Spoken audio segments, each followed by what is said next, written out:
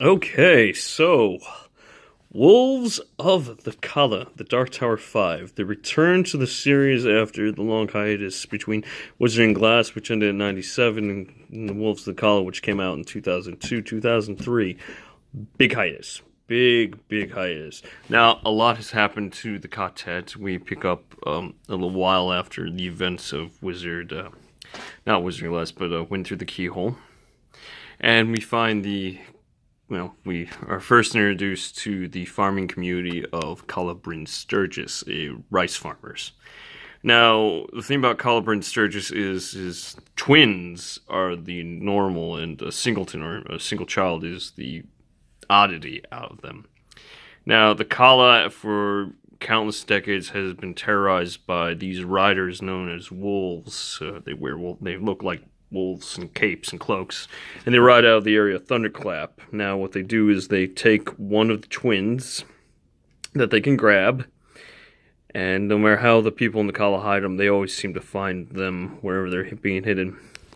So they take one of the twins and they take the child off to N-World, and they do things to the child. When the child returns, they're in a almost infantile state.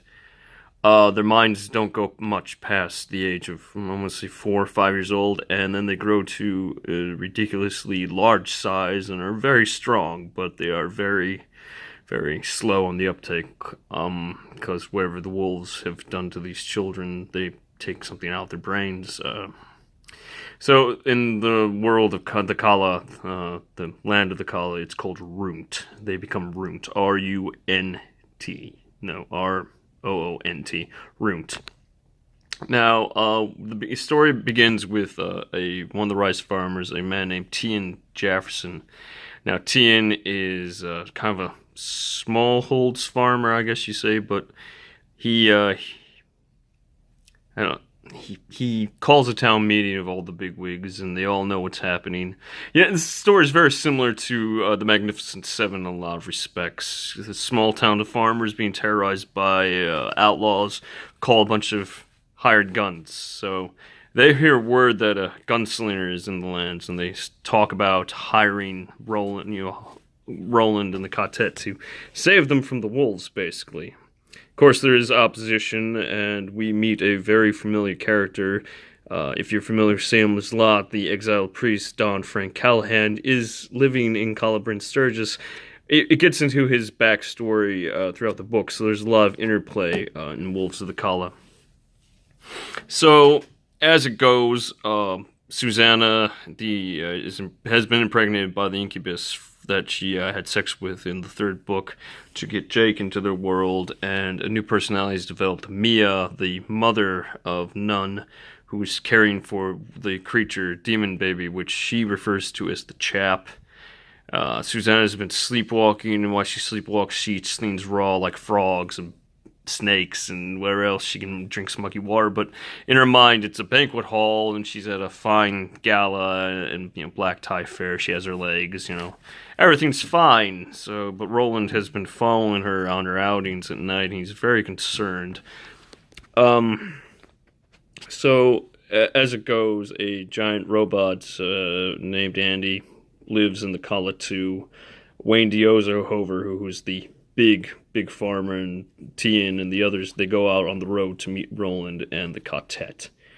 They bring Roland and the quartet back to the Calla. They explain what's going on and everything to him, and I think it's good. It's good. If you like Magnificent Seven, this is probably the book for you. But let me get back on track. So basically, they hold a kind of a bonfire banquet for the gunslingers, and Roland dances the native dance called the commala for them, and Roland becomes the diplomat again. He asks he has to go around, ask them 3 questions, as do you see them for what they are? Do you seek succor and aid? And do you accept us, basically? And once a gunslinger has been cast on, they can't be cast off.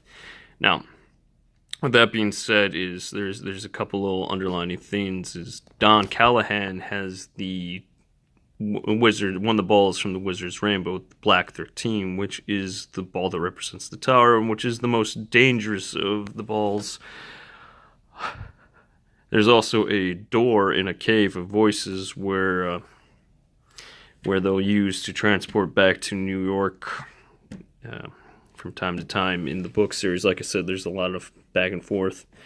So as we get into the backstory of Don Callahan, apparently after being exiled from Salem's Lot by the vampire Barlow, and what happened, his failure, Don set out on the road, and he goes around, and he can see vampires from drinking the vampire's blood. So he kills vampires. He's become a drunk.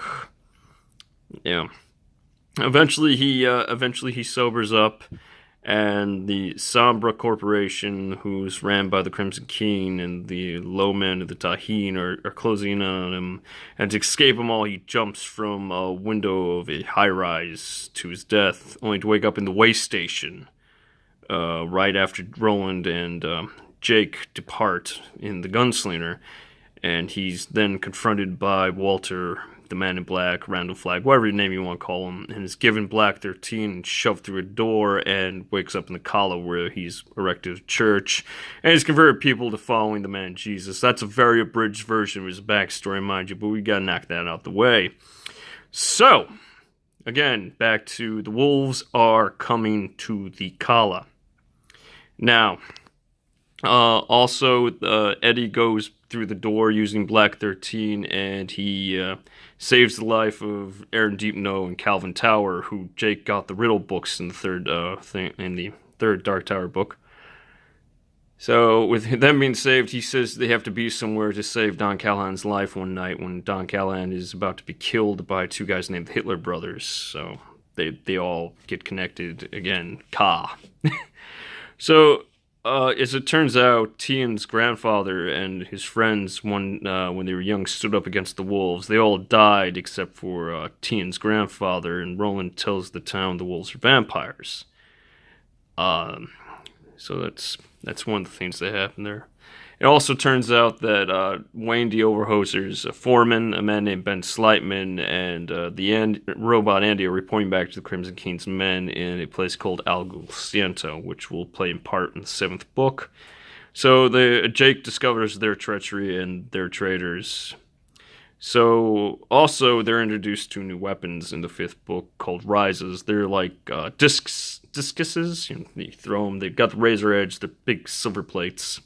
They decapitate things, and there's a group of women who throw them because, as the story goes, it was a weapon used by warrior princess Lady Ryza. So, yeah, that's it. Okay, and then the wolves descend on the Calla, but what it turns out is they're not really vampires, the robots.